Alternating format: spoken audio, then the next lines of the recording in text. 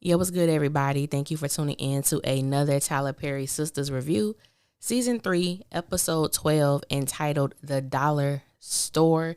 This is the premiere of season 3, part B. We have 10 more episodes until the season finale, and we know that they are already starting to film for season 4. So, without further ado, if this is your first time coming to my channel, welcome. If you are a returning family member, y'all always know what it is and what it always will be. So let's just get straight into this thing. Now I'm going to go ahead and skip to the scene with Aaron and Karen. I might not have screenshots for this particular review because I don't have the time. But anyway, the scene with Maurice and Q was just, I can't. Basically, Maurice was asking him, like, can he get certain, garments because he can't be on the news live and dead in mixed match clothes. It was a lot. It was a lot. And we all know what happened. Q escorted him out of the room, with the gun drawn out on him. I still feel like Maurice could have taken Q down, but that's neither here nor there. So going to the scene with Aaron and Karen, I could really appreciate this scene for a few reasons. But before I get into that, let's talk about why so many people, I don't know if y'all noticed it or saw Twitter or your Facebook groups, but I don't know why so many people were in an uproar when Karen stated that she loves Zac. I was under the impression that that wasn't a secret. That was something that we all know, we're all aware of, is not a hidden fact. So the response from the viewers, it did shock me because I was like, is this like nobody knew this? I don't know what happened. But I saw things like, too bad Zac don't want you, girl. Too bad he doesn't love you. And I'm just like, don't do that. Don't do that. So let's not forget, it's only been 4 days, I believe. Someone will correct me, I'm sure, since Zac told Fatima that he wanted her and Karen, and he doesn't understand why he loves Karen so much. And I do see that a lot of people, get amnesia around the things that Zac has stated concerning Karen to Fatima. So the reality is, we see these two people who are in a very toxic relationship toward the ending of their situation, and they still do have love for each other. I don't think that's so, out of the ordinary. I don't think that's anything that is so like appalling to know or to find out. The issue that I have with that is the way that Tyler is writing Zac is almost like, yeah, I do love Karen. I do have feelings for her and things like that just don't go away, but I'm going to make an effort to move on with my life. And then you'll get my opinion about what I see her love for Zac is doing with her situation with Aaron. So going back to that scene, Aaron reassures Karen that he was not joking when he asked her to marry him. And so, Karen basically asked what we all were thinking, what most of us were thinking. And she was like, you don't think it's too soon? I'm like, yes, it's entirely too soon. It's actually shouldn't even be a topic of discussion for you guys right now. But, I digress. So we also get some insight as to why Karen has been so hesitant with jumping all the way in with Aaron. And she talks about her relationship with Zac started the exact same way that things are going with her and Aaron at this point. He was kind, sweet, everything was just going well. And then all of a sudden, she said that he started showing like the real him, and their relationship just went, downwards, the lies, the cheating, and they could not stop arguing. And obviously, that is something that she doesn't want to happen again. And I'm like, I understand that. And, Aaron, for the most part, understood that too. And his thing was, you don't think that I'm who I'm showing you. Like, and he wants to reassure her, like, who I have been showing you, that's who I am. There is nothing, like, there is no surprises here. Same thing he told her before. Like, I've been completely transparent with you. There's nothing else. This is what you see is pretty much what you get. We're still people. We're still flawed. For the most part, Aaron has shown her this is who I am and this is who I pretty much will always be. This is the real thing. So, he asked Karen, because she was like, I like you. Because he was like, you're not sure about me. And so her response was, I like you, I really do. And he was like, but do you love me? And I was like, what the hell she about to say? And so she was like, I can say that I love you. And I was looking dead in her face like, okay, let me see if she break. Let me see if she. And I could tell just from me, she was really sincere and she was really honest about how she felt like, I can say that I do love you. And so Aaron was like, but, and she was like, there is no buts. Like, there's no conditions. This is just what it is. And so he was like, but there is a Zac. And she was like, there is a Zac. And that's when, we find out that, she still loves Zac. And I don't think that's, far-fetched. And so this episode really made me think about, like, do I love my exes? Like, it only two of them who would fit that category. But it's like, do I love them? And the reality was, like, I do love them, but my love for them is not rooted in anything romantic. Like, there are no romantic feelings there. It's just, like, I love them as people. But the thing with Karen is, I feel like, yes, she loves Zac, but it makes me wonder, like, her love for Zac, is it more of a hindrance to where she's trying to go in her relationship with Aaron? And I think that's the difference between her and Zac. It does appear that Zac is making forward movement with Fatima, but with Aaron and Karen, it seems like her love is kind of like a stepping stone that is going backwards, like it's keeping her from moving forward. And so I just felt like if Aaron never asked Karen that question, like at what point was she gonna freely, tell him how she really felt? So I did want more, but I can respect the fact of what we saw, with them two. With them two. But I also felt like, she was like, she wanted to go slow. Like, she wanted to slow. I forgot what she said. Slow drag it, slow walk it. I don't remember. But I'm just thinking, because Sabrina said the same thing, and we'll get to that later, because she was like, she wanted to take it slow. And Aaron was pretty much like, why? Like, we ain't got to get married, but go slow for what? I'm under the impression that once you've had sex with somebody, there is no going slow. And maybe there are different meanings out there now. My going slow means we're not having sex. I'm getting to know you. You're getting to know me before we, get to exploring each other on a sexual level. That's what I mean when I'm like, we gonna take this thing slow. But obviously the sisters got another definition. So I'm just like, okay, so we're just gonna ride this thing out. So for me also, and this is just me, I'm trying to figure out, what is the benefit for Aaron? Because Aaron, like, just basically poured his heart out. I gotta say this. I had about 3 people message me about, I told you Aaron was crazy. I told you he's psychotic. And they were talking about the part of the scene where he says to her, how he really felt when he saw her with Zac. He felt like Zac was violating something that belonged to him, and he went home like, I'm gonna mess y'all love out. Like, and so my thing was, I didn't see anything wrong with what he said. I felt like Aaron had gotten to a place with Karen where he was comfortable with being honest. Because if you think about that episode and you go to that particular scene where Zac and Karen slept together, and Aaron, she was like, I know you're upset about this, and he was like, disappointed. And I'm like, dude, you hurt. You're hurt, you're sad, you're angry, and those feelings are okay to have, especially when you love somebody and you have been trying to establish a sense of relationship with them or establish a place in their life. It's okay to express that. And the truth is not always pretty. The truth is not always wrapped in a perfectly, wrapped package. The truth is ugly sometimes, and he was just comfortable enough to, express himself, and I didn't see anything wrong with it. Obviously, Karen didn't see anything wrong with it. She thought it was sweet, asked him to, hold her. And, that was it. And that was the last we saw of them. And she was like, oh, you practiced that, didn't you? Which I thought it was funny because I thought it lightened the mood up just a tad bit. Calvin and Sabrina. I still don't know why. I don't know why they are a thing. I don't know why they are attempting to become a thing.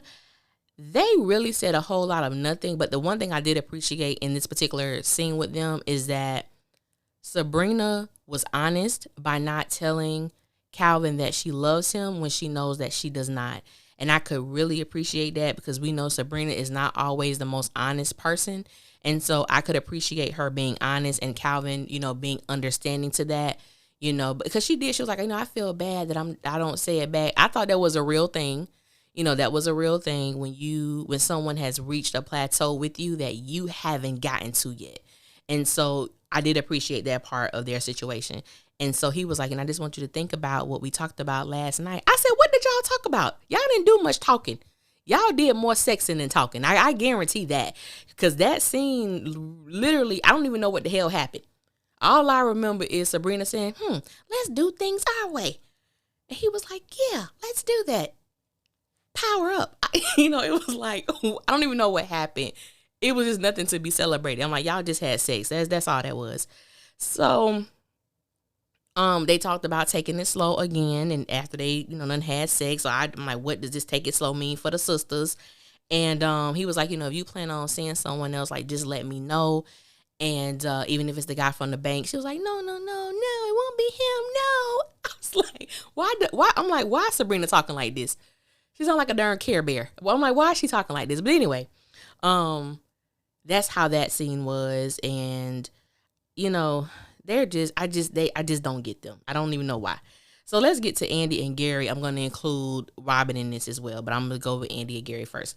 So I don't have much to say about them. Y'all know how I feel about them. If you knew, I don't like them. I really don't. And Andi, I want Andi to, come back into the fold of being my girl and everything like that. But Andi is very hard to like. She's tolerable. She's someone that you kind of tolerate. So I saw that a lot of people were happy that Andi, I guess, in their mind stood up to Gary. But I don't feel like she said anything that, defined her standing up to Gary, because I could have sworn on the last episode, she told Gary to get the hell out of her apartment and he's still there.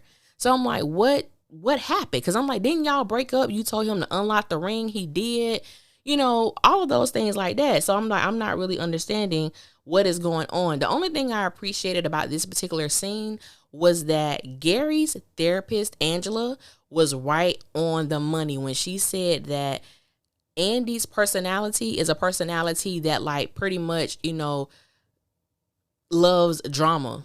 Like, that's her personality. And I'm like, that is the God honest truth, because she's always talking about, when will I have a man where there's no drama, there's no chaos? And I'm like, look at the men that you choose. You choose drama. You choose chaos. You choose confusion. That's just what you do, Andi. So until you change the caliber of man that you deal with, those characteristics, those attributes are going to be, a thing that is very evident in your situations or relationships with these particular men that you just have to be with. So Gary was like, he's going to go to the gym. He need to burn off some steam. Andi was like, yeah, basically, because you ain't burning it off in the bedroom. I exaggerated that, but that's pretty much what she said. We all know what she meant by that. And so he leaves, and it was just, I just want them to end.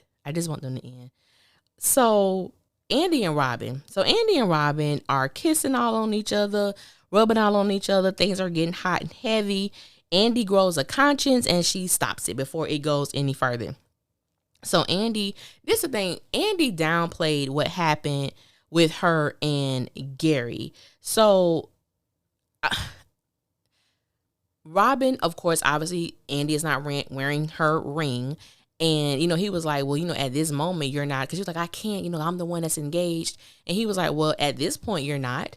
Like, what's going on? She was like, oh, we just had a fight. And I'm like, you see, Andi is the type of woman you want to put hands on, because if an argument or a fight with your fiance causes you to do this, end the relationship.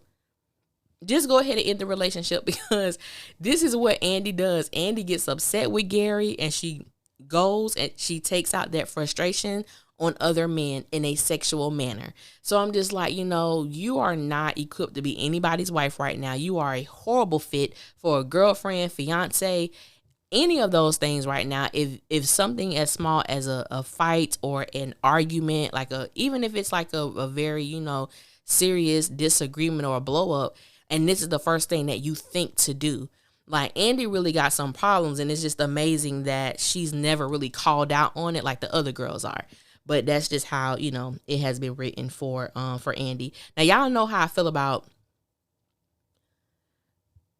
Robin. If you don't, I don't like him. I've never liked him. I haven't liked him since the first time we saw him on TV. And I definitely don't like him now because, we do find out within the episode that he knows that there's a possibility that he's going to be Andy's boss. And he still, he still, is trying to sleep with her. He's still making passes at her. He's still trying to set up this a sexual encounter with her. And I'm like, no, sir. Like his whole thing, of this woman, the things that she has, been going through with Gary, with the FBI, with all of those things like that. And you come off as if you really don't know her. You just know her by her voice and you're glad that y'all have met. But I'm like, I don't like him because I'm like everything about him is shady to me. Just the fact that he would continue to pursue someone who's going to possibly be his subordinate. And so I'm like, nah, I don't like Robin on any level. On any level do I like Robin. So Fatima and Zac, Fatima attempted to get ready for work several times to no avail. I don't even know why she act like she's not going to give in to Zac. She told him, no, I got to go to work. All the while she's getting in the bed and pulling the covers over her. I'm like, girl, if nobody else have sex on Sistas, Zac and Fatima gonna get that work. Do you hear me? If nobody else have sex, they gonna have sex. So I'm like, Fatima, go ahead and get in the bed. We already know y'all gonna have sex because you do every damn episode. It's just what's gonna happen. Let it just go. So, but this is the thing that interests me about this scene. So y'all help me out if I'm wrong, because I could be wrong. Now, Fatima tells Zac that, she's falling for him hard. And I want to say she said something along the lines of almost to the point to where I don't want to date anyone else or I don't want to date other people. And I'm like, pause. Wait a minute. Because if I'm not mistaken, the last episode, the winner, whatever it's called, the mid-season finale, I could have sworn that Zac and Fatima made their thing official. So if that's the case, I'm wondering why she's stating that, I'm falling for you so much. I don't want to date anyone else. And I'm like, aren't y'all already there though? So it seems like to me, like, is Fatima, she backtrotting? She, what is the situation? Because I thought that they had agreed to be in a committed relationship, unless I don't remember something correctly. So help me out, because I'm like, well, is Fatima having second thoughts? Like, what is going on with that? I don't know. So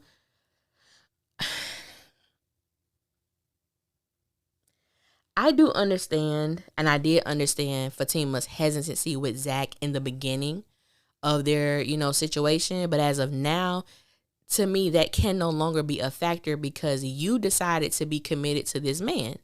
Like I said, unless I'm reading it wrong, that's what I remember of the situation with Zac and Fatima. So Hayden, I'm going to just skip around now. Hayden and Fatima. So Hayden is eavesdropping on Fatima and Zac's call. Zac calls her while she's at work. And this is another reason why that makes me think Fatima is like kind of like, I don't know. Because he was like, you miss me? And she was like, boy, it ain't even been that. Like, basically, she was like, it hasn't even been that long. I'm like, Fatima, you supposed to play the game, sis. When he say, you miss me, you supposed to say, yeah, I miss you. Anytime I'm not around you, I miss you. Like, what kind of question is that? Play the game, sis. Play the game. So I'm like, yeah, something about Fatima. Y'all, Fatima fans, y'all watch out, because I really don't believe she's as sold into her situation with Zac as much as he is.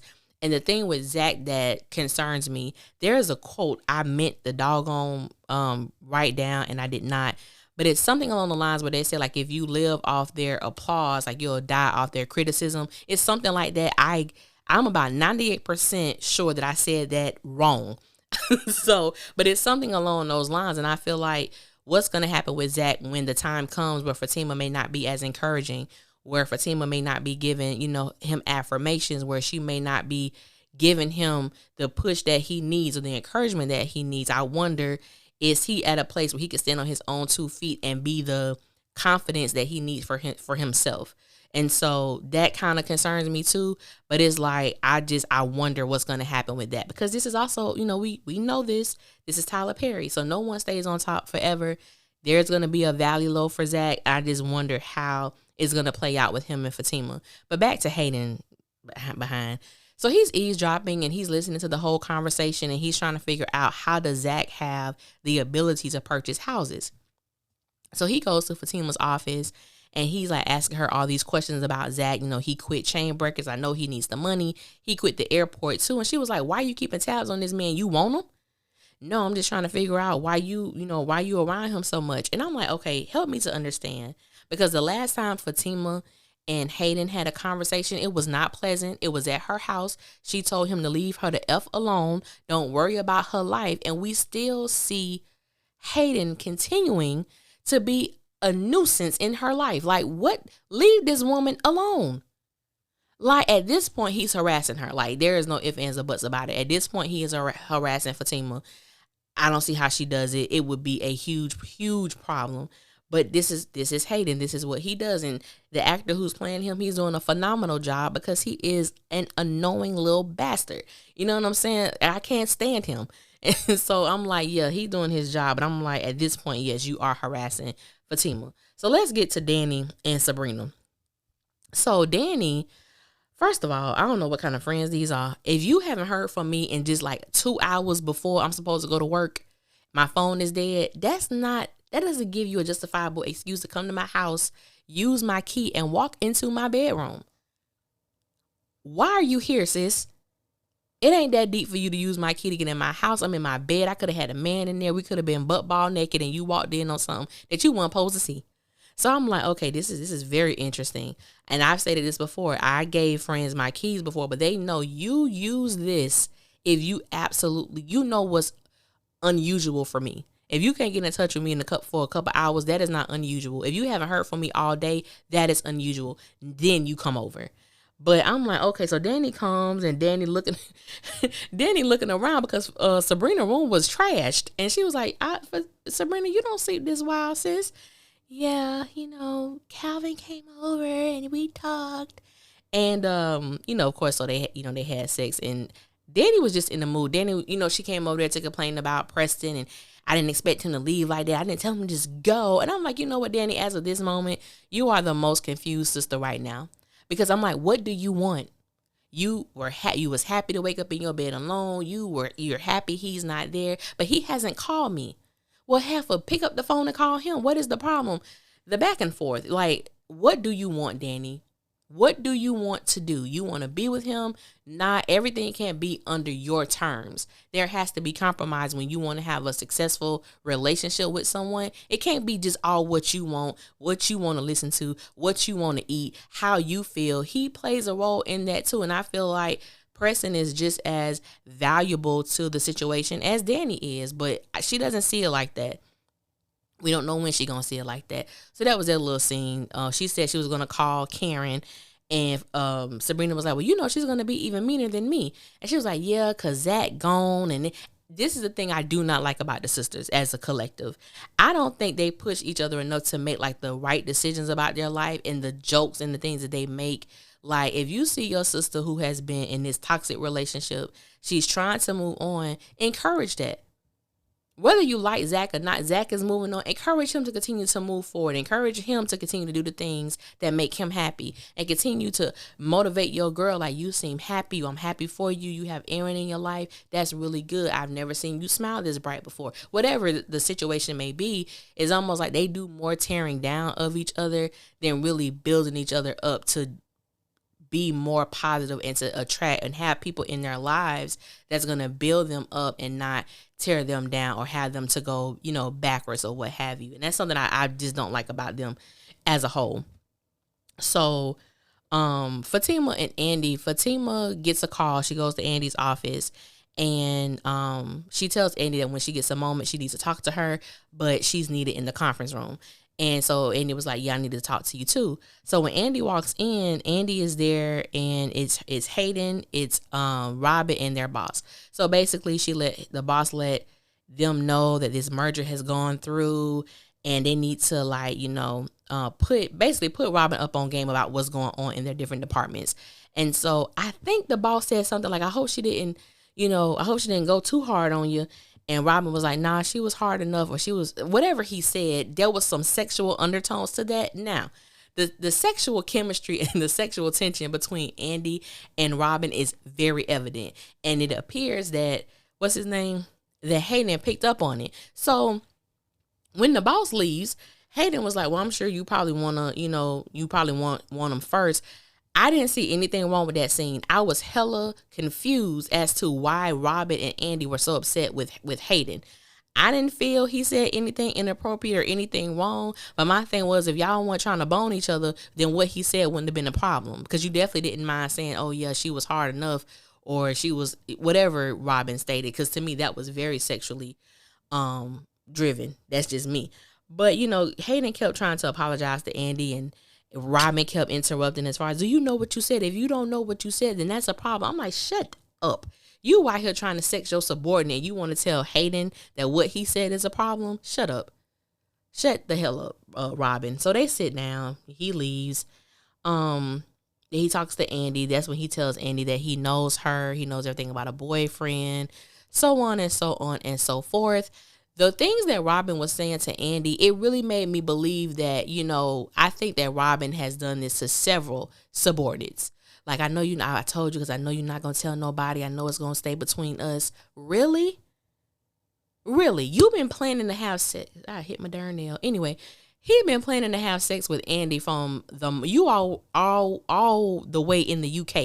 And you're dreaming, you're fantasizing about having sex with this woman, your nasty ass. And, you get there, you lay it on her. Andy's easy. You know what I'm saying? He ain't got to do too much. And it's just like, I can't stand men like that. You know what I'm saying? Like, you abuse a power that you have in your position at the law firm. And now you're revealing to her, oh, yeah, I might be your boss. You knew that. So I can't stand Robin. So the last scene is Sabrina walking into the bank. It looks odd. Maurice was supposed to open up. He's not there. So she comes in. I really loved Sabrina's outfit, the pantsuit. I loved it.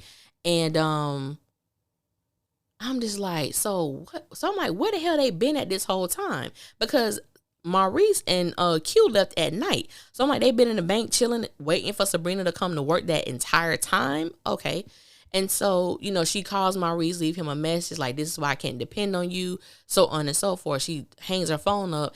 And I think Q says something like, put that phone down or something. She turns around. She sees the gun. She sees Q and she sees Maurice. And that's how, and Maurice was like, Sabrina, just do whatever he's asking. And that was the end of the episode. So, yeah. So I was asked, overall, what did I think of the episode? I'm not giving these episodes like a score of any sort.